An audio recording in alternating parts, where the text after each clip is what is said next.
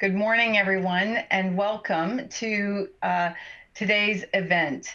I am Marg Franklin, President and CEO of CFA Institute, and it's my great pleasure to be hosting today's event.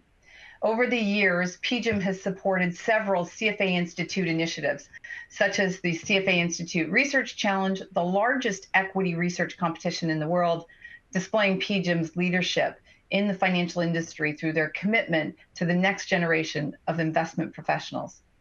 I'm delighted to be your host for today's discussion, Infrastructure and the New Economy, Digitization and Sustainability. It's a particularly timely topic given all the news swirling around President Biden's proposed infrastructure bill.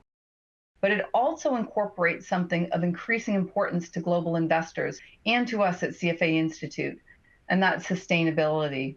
In many ways, sustainable investing is the future of investing, and there's a growing recognition among industry participants that some ESG factors are economic factors, and that it's important to incorporate material ESG factors into the investment process.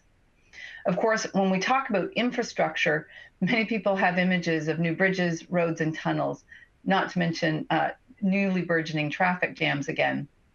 But 21st century infrastructure is just as much about 5G and electric vehicles as it is about new roads. Indeed, the president's proposed plan includes huge investments in EV infrastructure, the electrification of school and transit buses, as well as funds for high-speed internet and clean energy, and money to better prepare us for what climate change will ultimately bring. It's ambitious and wide-ranging, which is why we have such a knowledgeable panel to walk us through the changing landscape of infrastructure and its investment implications. Joining me this morning are Warren Kuntz, Head of Value Equity and Large Cap Value Portfolio Manager with Janison Associates, Christina Kim, Senior Vice President of Infrastructure Finance, Prudential Private Capital, and Lisa Davis, Executive Director, Impact Investing Portfolio Manager, PGIM Real Estate. So let's get started with our discussion. And Christina, let me first turn to you. On a global scale, we've seen infrastructure recognized as an asset class.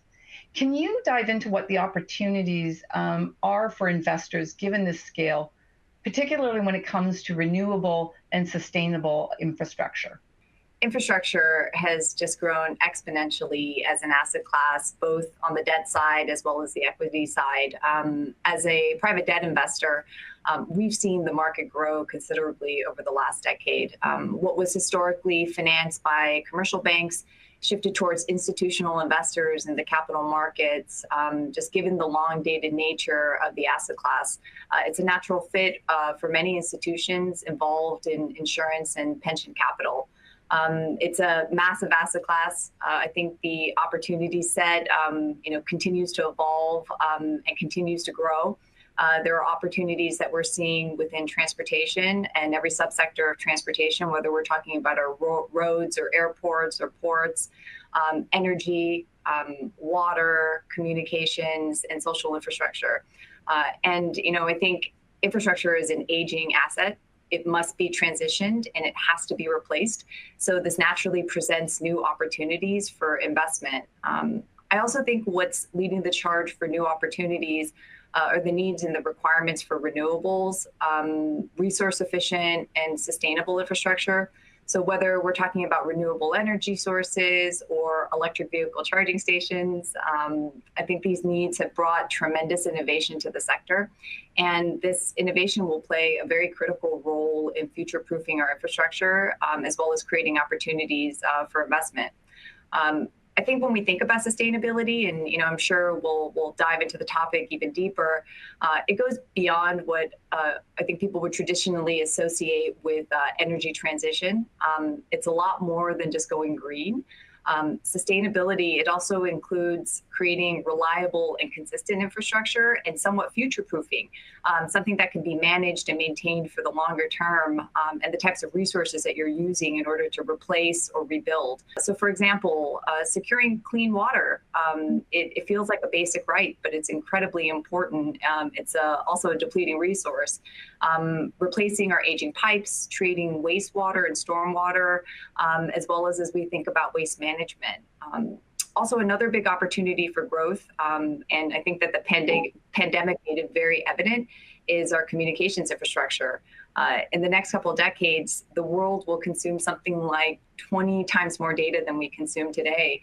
And I think providing access to connectivity through existing as well as new technology, as well as the investments in the physical infrastructure to support transmission of data, is a really big focus for infrastructure investors today. Christina, that is an excellent tee up for our conversation, which has several aspects. First of all, the innovative aspect to it, the scale and scope, and then obviously the opportunities. Warren, you're an active manager with a long-term investment horizon. So playing off what Christina's just discussed, how do you view the opportunities that might present themselves as 21st century infrastructure begins to be addressed? Yeah, much like Christina's mentioned, the opportunities are going to be across many sectors and broader than many people think. But the focus or important factors really boil down from the equity standpoint at this point to reducing the carbon footprint and the transition or journey to carbon neutrality. Obviously, these sectors will be influenced at the global level by the EU Green Deal, the Paris Accord, and certainly recently President Biden's pledge to net zero. It'll also be influenced at the local level.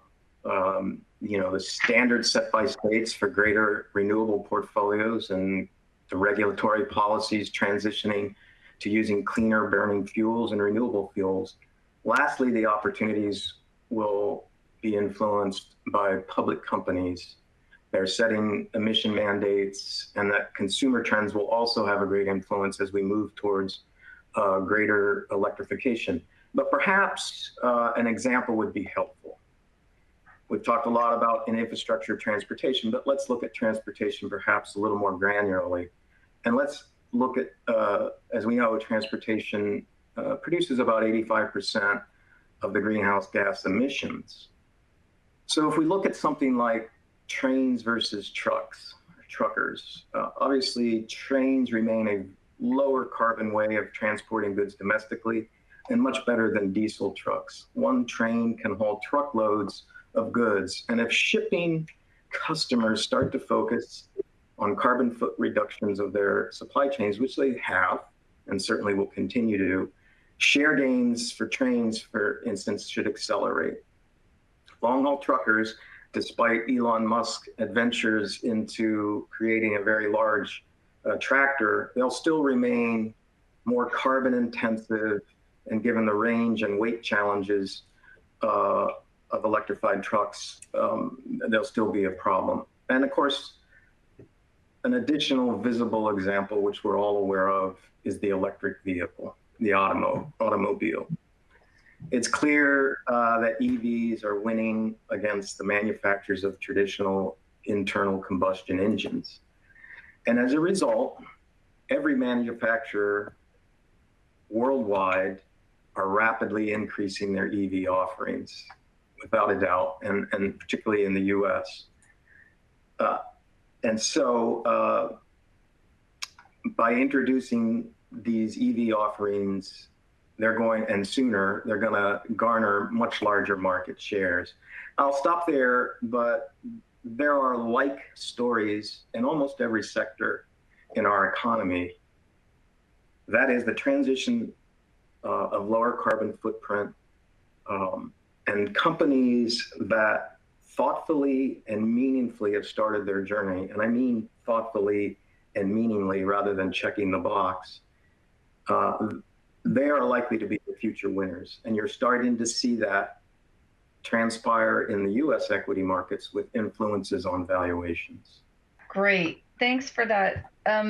Lisa, Christina touched on new ways to think about sustainability, something like water as a basic right. So when we think about the sustainability front, the social aspects of infrastructure, the S in ESG, are harder to quantify, but we know that social infrastructure is an important element of the overall infrastructure story, creating community housing, access to hospitals, and the changing landscape of education, particularly good jobs for people with a high school education, as well as high-tech jobs. So this is an area I know you think a lot about and play in, and I'd hope you kind of share with the audience some of the opportunities that you see here. Sure. Thanks a lot. So the Biden administration's infrastructure plan, as we've all talked about, does focus on climate change. There's really two other elements that I think you're getting at, Marg, that are important. Racial equity has been a through line, as well as good jobs for people with a high school education, and all of this really linking back to how do we leverage infrastructure investments to enhance economic mobility, which is really the driving ethos behind the American dream. And if we think about ways that we might do that in real assets, affordable housing and transformative development offer great opportunities for that. Certainly, both of those things are essential parts of the social infrastructure. And it is possible, I think, to quantify the outcomes and the outputs that we're going for and able to achieve in those types of investments. Stable, affordable housing and healthy communities are an essential piece of the investment puzzle in real assets across infrastructure. And we can quantify the social impacts of quality, affordable housing pretty well. In the time of COVID, we've seen that people living in overcrowded and congregate living situations are much more vulnerable to both transmission and severity of the disease. As Timer and Dr. Brilliant were talking about this morning, that the elements of inequality continue to drive the pandemic globally and certainly in the US. So as we think about next generation infrastructure, considering where we are today, inequality is a key aspect to it to address. And stable, affordable housing in high quality communities with access to jobs and access to healthcare and good schools are one way to address that. And the research really bears out the fact that children who grow up in lower poverty neighborhoods with access to all of these things have a much greater shot at economic mobility. So much so that children that move from high poverty communities to lower poverty communities have greater lifetime earnings depending on what year they moved. So it's such a strong effect on economic mobility that what age you move matters. And yet affordable housing is in incredibly short supply. Only 1 in 4 households in the United States that qualifies for affordable housing receives it. So this makes the supply-demand picture extremely compelling from an investment perspective. Affordable housing is a steady, cycle-resistant place to invest. In fact, affordable housing, some people say, is the commercial real estate asset class with the lowest default rate across all economic cycles. So in the global financial crisis, for example, that was also true. PGIM Real Estate has significant investments in workforce and affordable housing. And what we've seen is that those investments have performed incredibly well through COVID in terms of vacancy and collections, even better in some ways than Class A and Class A plus. So what we're seeing as a result is a lot more institutional capital moving into the affordable housing sector. That capital is focusing on affordable housing, but also complete communities with access to a lot of the other basic infrastructure that we're talking about today. And we really see this as an investment opportunity that's going to continue to grow. Lisa, that is a wonderful and detailed skip through on community housing and high quality community affordable housing. One thing you talked about is this equality of accessibility. And of course, one of the key areas of President Biden's infrastructure plan is to improve the uneven access to broadband in different parts of the country.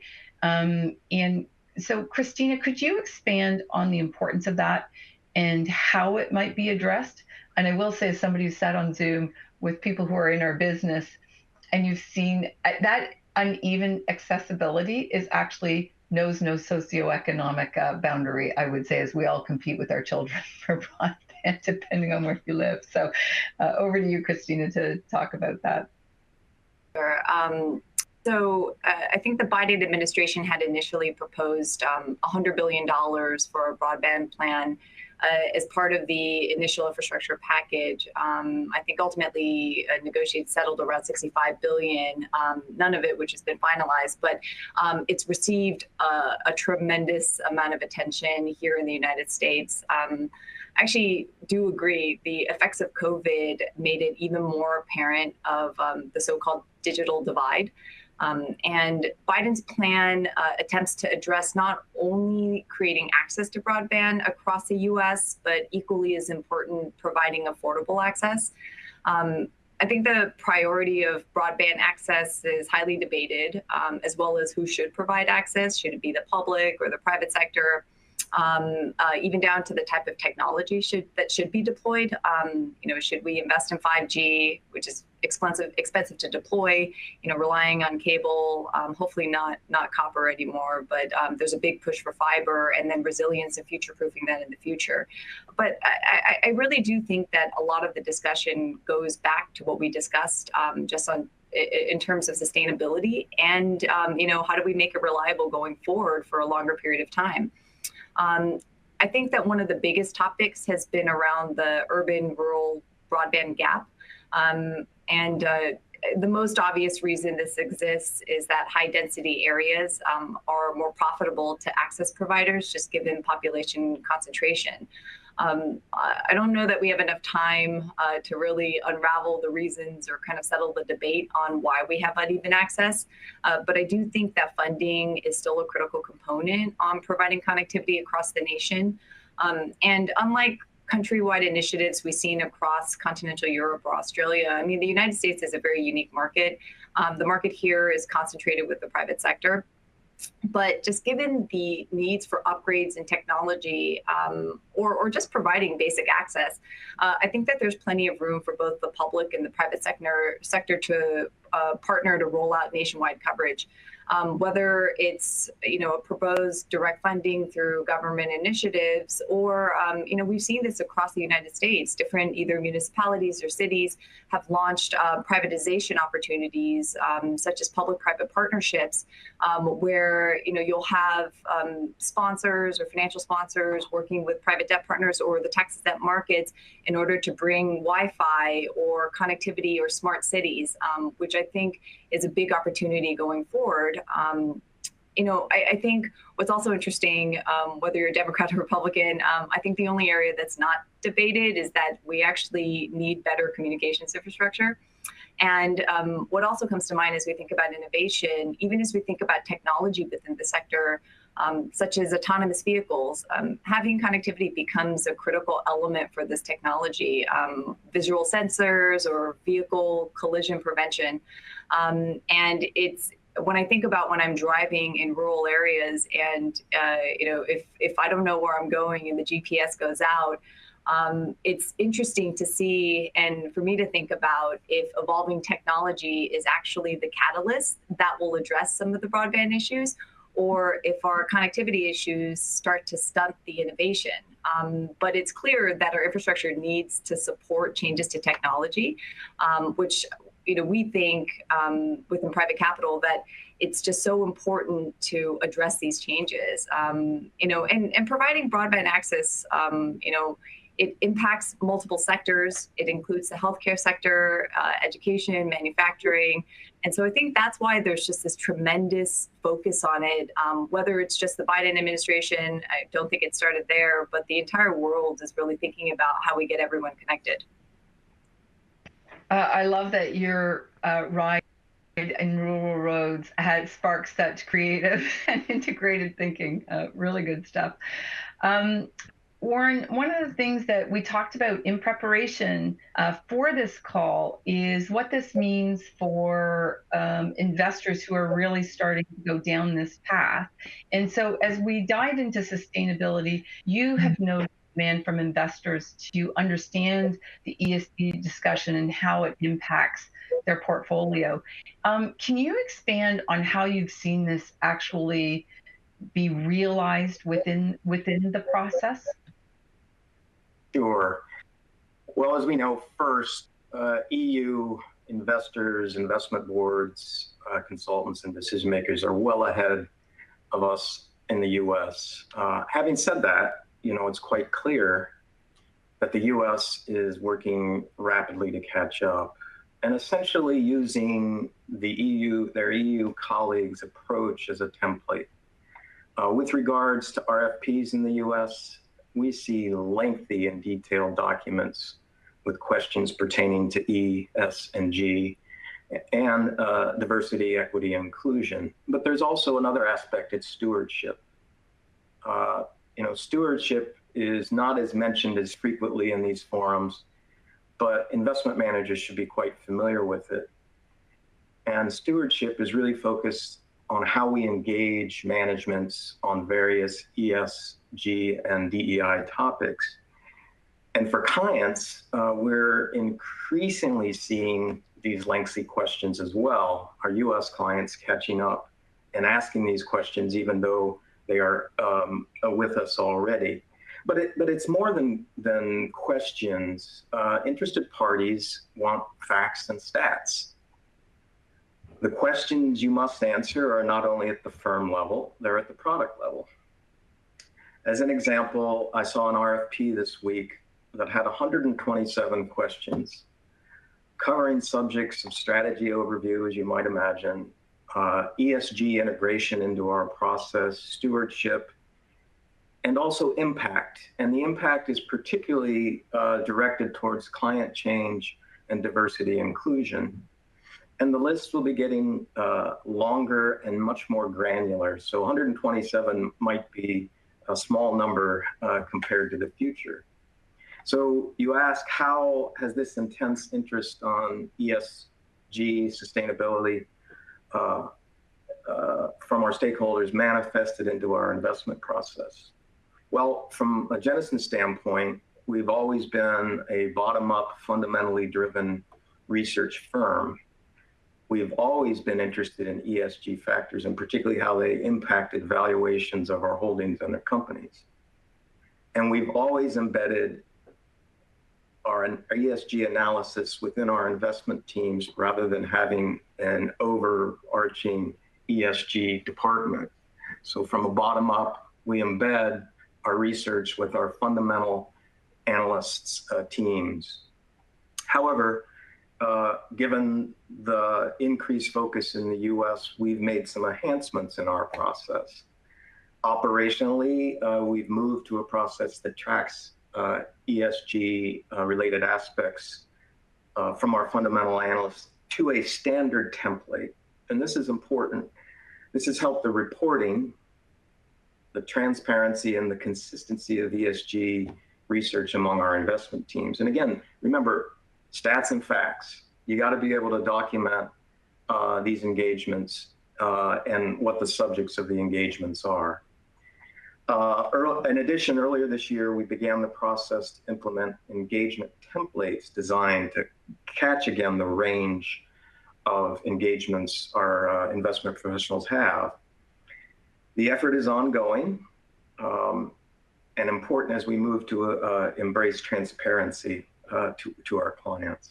Lastly, of course, there's always new products, and so we continually assess the new information, the tools, and the data providers help to assess both current and potential holdings. And as a consequence, we're able to support our investment professionals with more and better ESG data, which can help underpin and elevate the debate around the ESG issues with our companies. And of course, it allows us to engage our companies in a much more meaningful way. Most US managers have started their ESG journey. And while there's much work to do on the US part, we've at least started to close the gap with our EU colleagues, and that's a good thing. Two things I just want to sort of maybe bring a more global perspective. First of all, I think this pivot in the US is critically important. And there's a lot of discussion across the pond of when America puts its mind to it, they can accelerate very, very quickly. And of course, everybody has a pretty good example of that just on the ability to roll out vaccines when we put our minds to it, right? And so I think that's an interesting aspect, is how quickly this will take place and take hold, and we're definitely seeing that. The second aspect, which I'd like to, for this audience in particular, CIOs, pension plan, is we call that the buyers club, and the ability for this group to collectively drive the information and data required within the RFPs will actually have managers behave differently in their considerations of factors.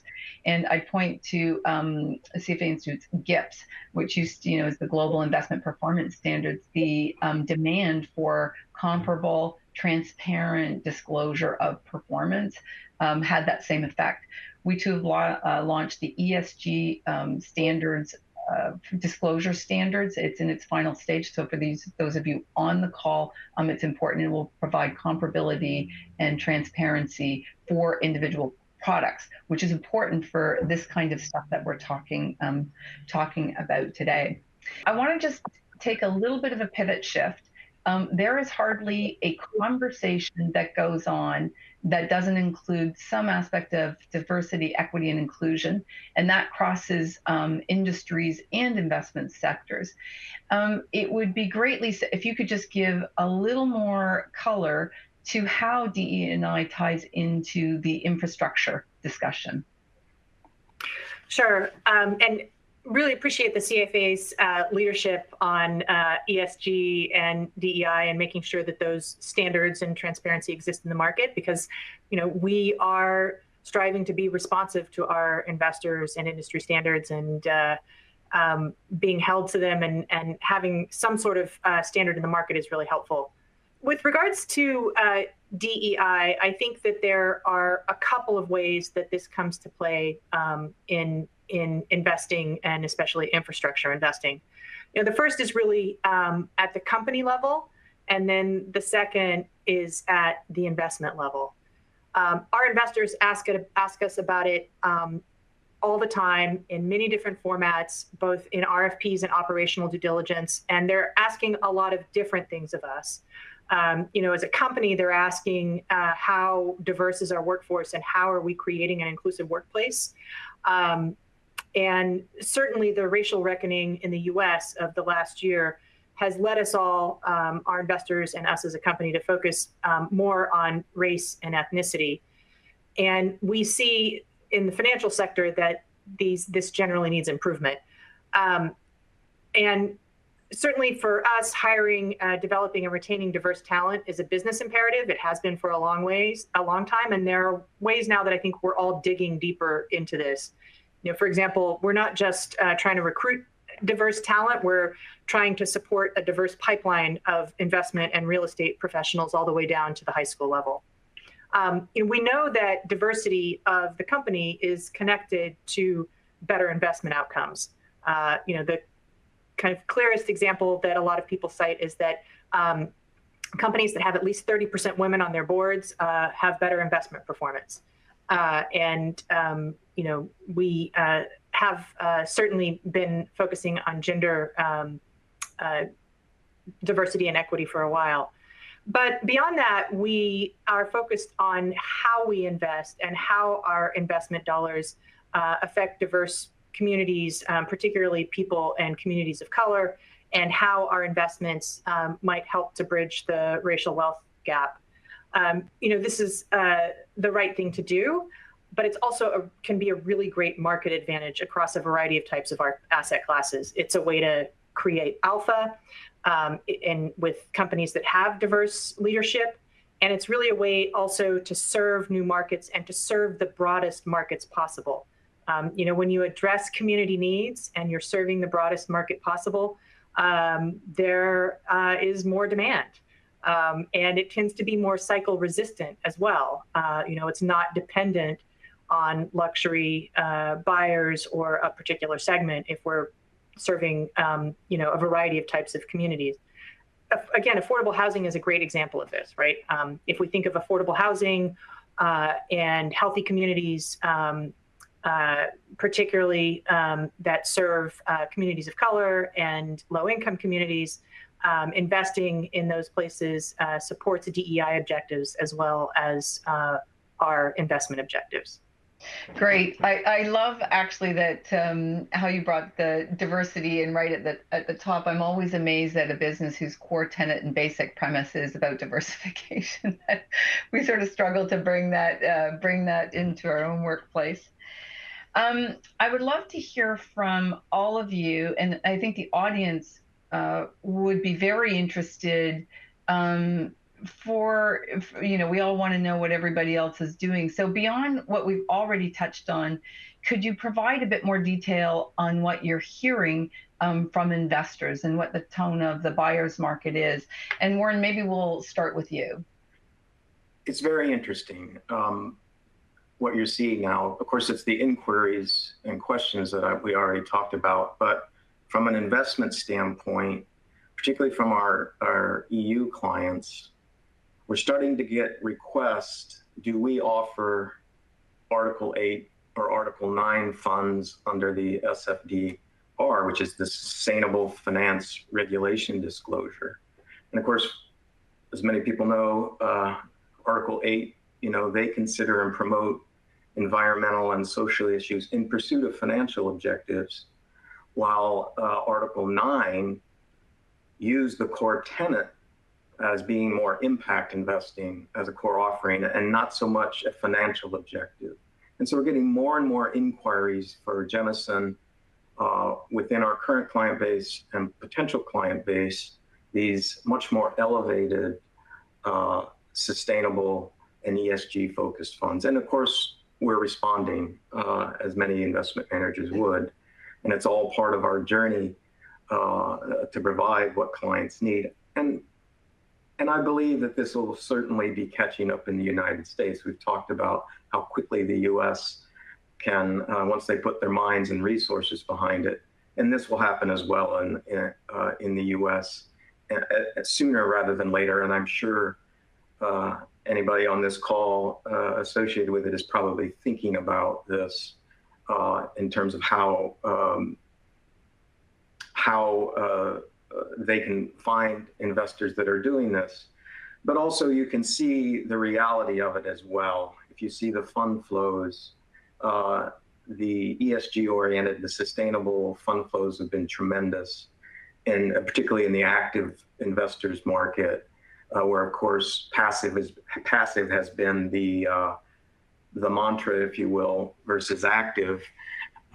There's been much more flows, and the largest growing aspect is the ESG and sustainable funds.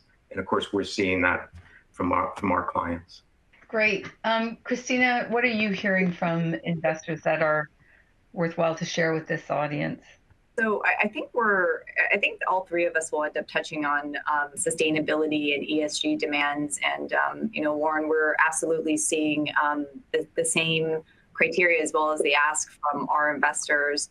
And just without drilling too much into that, but one topic that we're coming across is we're being asked, what are the actionable next steps?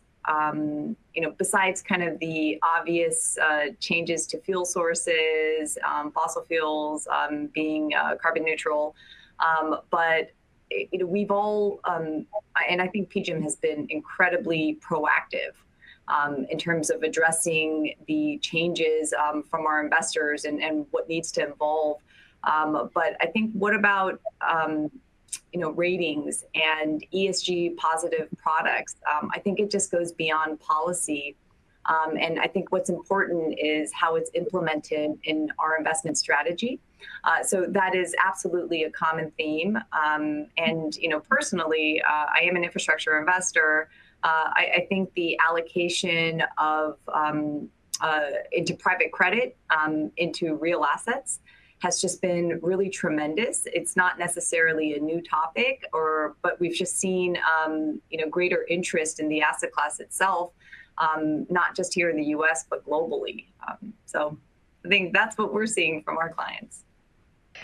Lisa, when we were preparing for this and we came up with this question, I think one of the things that you brought up was resiliency, and I'd like to tease that out from our earlier conversation for today's audience. Great. Yeah, and I think our investors are really ahead on this. They do ask the detailed questions about ESG. How is it integrated across the investment process? How are you managing for it? But it's gone beyond just like LEED certification and sustainability. Resiliency is the way to address climate risk. And our investors often put climate risk into a couple of different buckets, right? There's physical risk to assets and transitional risk, which means, assets, how will assets become obsolete as we transition to a lower carbon economy? The physical risk is obviously really important for real estate, right? Like, how are our buildings and our communities and our investments going to weather climate shock? And at this point, in the climate crisis, there's some level of risk in every investment.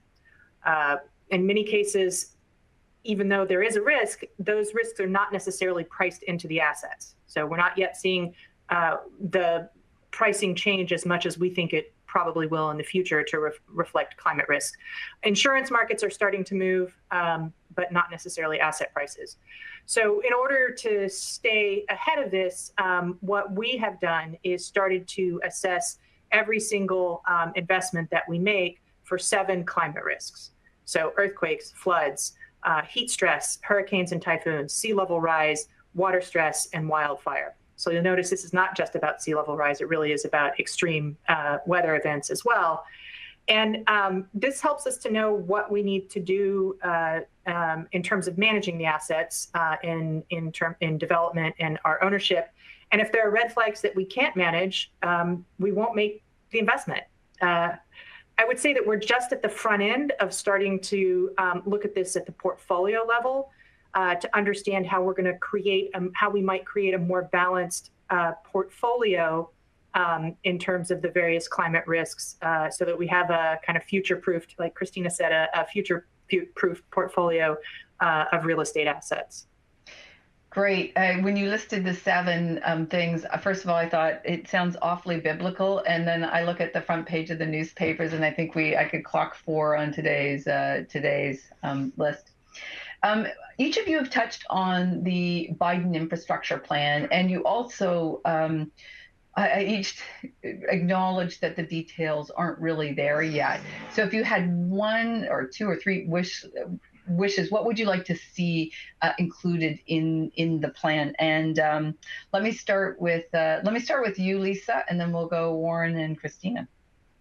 I was afraid you were going to say that. Can you give me a second to think about it? You sure can. Okay, Christina, we'll go to you. Oh, I don't know how much time we have left, actually. It's just tremendous. The dollar figures that are being presented and discussed just aren't sufficient.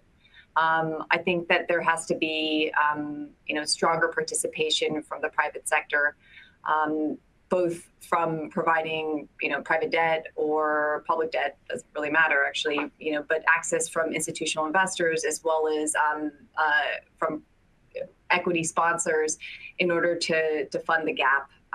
It's tremendous if you think about the miles that we travel, we think about the status of our highways. There has to be a stronger public-private partnership regime, and it needs to be discussed, and it needs to be laid out, and it has to be very thoughtful. It's not just our roads, our airports and ports, just everything beyond our transportation sector. We think about social. So social infrastructure is such a huge topic, and the way that we address education, access to healthcare, I think we can model a lot after our counterparts, whether it's in Canada, in Europe, the UK, Australia, who've all done really phenomenal jobs in terms of bringing in the private sector. And so finding specificity there, as well as finding opportunities for us to really bridge the gap, is something that we feel is very critical, and finding better ways to communicate with our state and local governments, who ultimately are the decision makers when you think about privatizing assets, and creating broader education about the benefits of privatization. Warren, let me go to you, and then Lisa. Yeah, well, Christina did a wonderful job of talking about a lot of things I would like to see, and it does boil down to having more public and private teamwork. You see it a lot in Europe with regards to airports, toll roads, and things of that nature. It happens here, but to a lesser extent. But I really believe, not only in terms of, we have some highways and bridges to be taken care of, so there has to be some money there, which helps, the economic flow of goods. But I really like to see much more about education and the access, which, again, I love the idea. And would love to see, more public support for internet access. It became quite evident of how important that was for, number one, people working from home and kids being educated at home, but those that didn't have the access, or very poor access, or no access, get extremely far behind. And so we can answer that as a nation fairly easily. Thanks, Warren. Lisa. Great. I want to pick up on something that both Warren and Christina, I think, touched on, which is, I hope that we have an infrastructure plan that addresses inequality, right? That we have a history in this country of highway programs, for example, that bulldoze low-income communities and communities of color. We need, with this infrastructure program, to make sure not only that we don't have a disparate negative impact on certain communities. We also need to have a program that I think, as Warren and Christina have touched on with digital broadband access, has a positive impact on communities that have traditionally been underinvested, and that really need this additional investment in broadband or other types of social infrastructure, like affordable housing and education. Laura, I think we have time for one last question, and always a good one to end on. What's the one contrarian view that you have that investors might be overlooking? And so I'll start with Warren, and then Lisa, and then Christina. Sure. I'm the equity person on this call, but so I'm going to look at it from, sectors that I think are being overlooked. And it may not seem as obvious, but I think the industrial sector actually is overlooked as a longer term winner in all of this sustainability and the ESG trends. And so why do I say that? Well, everybody in the equity world knows that the industrial companies have had very good earnings recently. And that's because, of course, March of last year, businesses were either shut down or substantially curtailed. And so from the bounce from there, the industrial companies, once they've reopened, once they got their supply chains working reasonably, and that's still an issue, the stocks have done well this year. But I think what's being lost is the fact that costs were taken out more than planned. Costs aren't coming back as quickly, and they're being much more careful about that, such that the profitability of a lot of the industrial companies is tremendous. And I think that's a longer term trend. But additionally, and perhaps Lisa could nod her head at this, if you think about things in buildings from the industrial sector, HVAC and building control systems, this ESG and the sustainability focus of these is really driving a whole replacement cycle of HVAC systems, of building controls, that is going to be a multi-year trend for these companies. And I think that's lost and perhaps overlooked longer term for many of the industrial sector, which is, probably not as interesting as some of the other sectors in the marketplace. I'll leave it at that. Lisa. In real estate markets right now, there's a lot of buzz around move to the suburbs, and that the center of gravity for real estate investing is going to be in the suburbs. I think the contrarian view is that cities are going to come back, and that cities are a great place right now to invest in real estate, particularly if we can solve the infrastructure problems. I mean, I think so many of the things that are driving people to the suburbs are infrastructure problems in cities. And when we address that, cities are going to come roaring back, including New York and Los Angeles. And Christina. I provide debt investments for toll roads and transportation infrastructure. I'm trying to think if our entire sector is contrarian or not. I think the one thing, and just to take a little bit more of a global view, because here at Prudential Private Capital, we're across many continents, in many countries, and really think about investments in infrastructure, as well as corporates globally. And, I think real assets investing in new geographies is a really important focus and an interesting focus. I think historically big presence, obviously, for energy within the United States, but the U.S., while we have just a tremendous amount of underserved and vulnerable communities, it's also the case internationally as well. And as we also think about opportunities for yield and opportunities just for investments, we don't generally invest in non-OECD countries, but thinking about opportunities in LATAM, we have an office in Mexico City. What are the developing opportunities in Asia?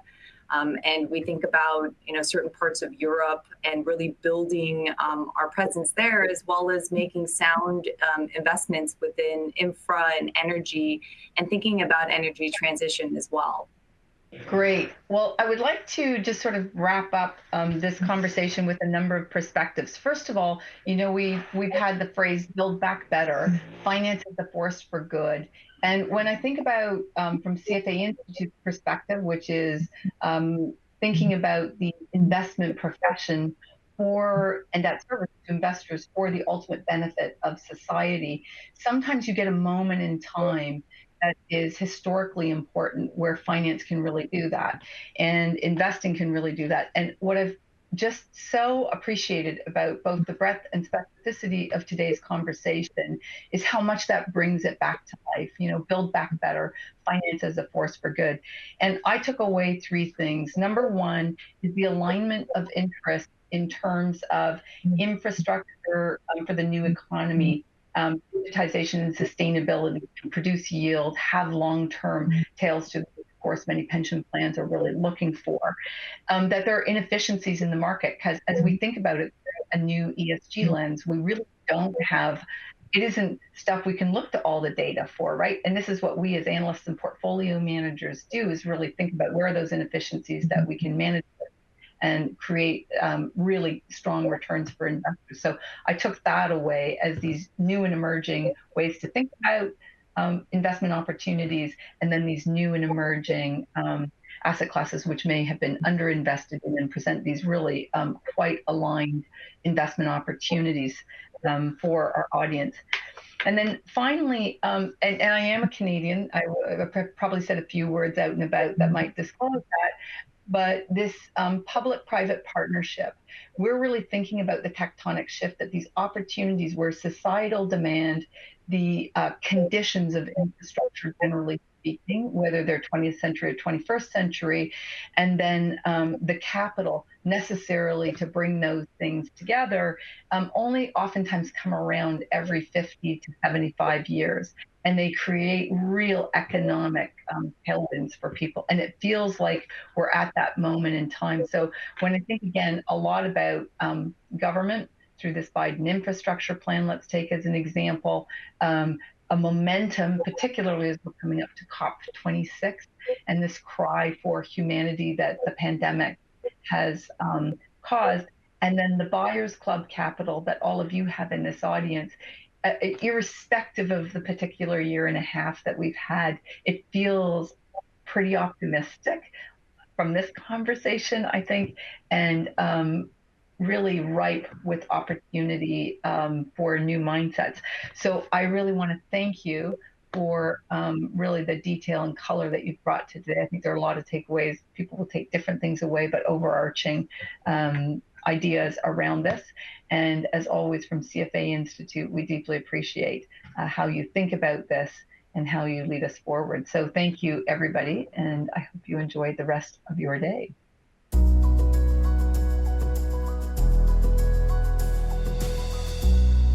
Mutual fund investments are subject to market risks. Read all scheme-related documents carefully.